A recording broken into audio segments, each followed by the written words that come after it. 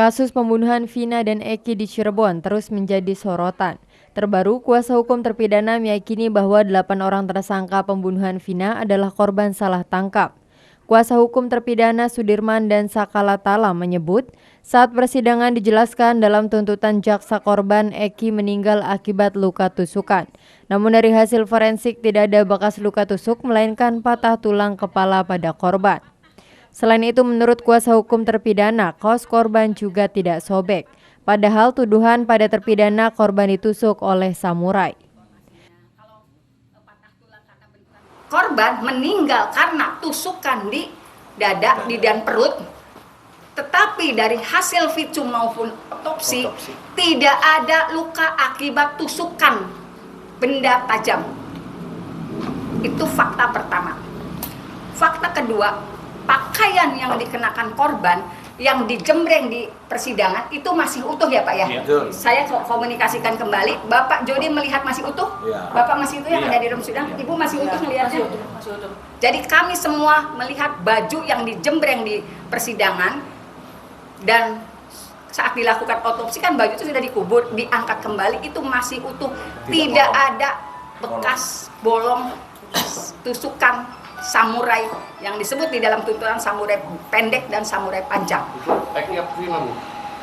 Korbannya Eki Atas nama Eki. Atas nama Eki. Atas nama Eki. Begitupun dengan kejanggalan kepemilikan senjata tajam yang dalam tuntutan digunakan untuk membunuh. Menurut kuasa hukum Rivaldi alias Ucil, ia ditangkap akibat kepemilikan sajam jenis samurai tentang undang-undang darurat.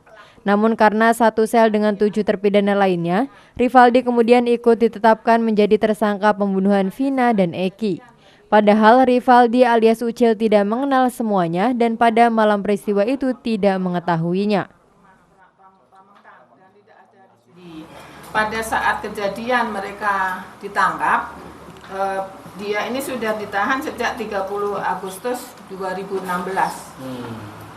Dengan di perkara di Polres sama ya, di tapi Polres dengan perkara pasal 351 dan 335 KUH pidana Dan undang-undang darurat. dan undang-undang darurat mengenai sajam. peristiwanya di depan Brage. Beda kasus. Beda kasus. Terus waktu itu secara kebetulan mereka ini ditangkap, dimasukkan dalam satu sel sehingga dia dianggap ikut sama-sama rombongan, padahal satu pun tidak ada yang kenal sama dari yang 7 ini. Nah, cuman di sana